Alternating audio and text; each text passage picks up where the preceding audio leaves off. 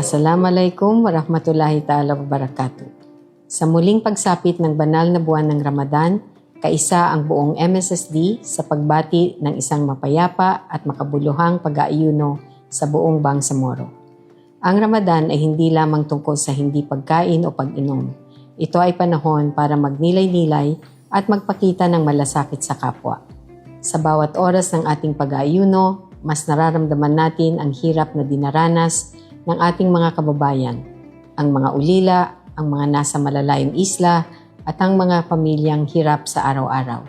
Kasama na rin ang mga sinalanta ng mga sakuna at digmaan dito sa ating bayan, sa ating bansa at sa buong daigdig. Ito ang tunay na diwa ng ating serbisyo sa MSSD. Ang pag-abot ng tulong sa mga may hirap nating kapatid ay hindi lang basta trabaho. Ito ay isang banal na tungkulin. Sinisikap ng MSSD na walang maiwan. Ang bawat sako ng bigas at tulong na aming hatid ay patunay na ang Bangsamoro Government ay laging handang tumulong at dumamay sa inyo ayon sa inyong kalagayan, karapatan at pangangailangan. Sana ay magsilbing paalala ang Ramadan na ang ating pagiging tunay na Muslim ay makikita sa pagtulong sa kapwa ng buong puso at katapatan.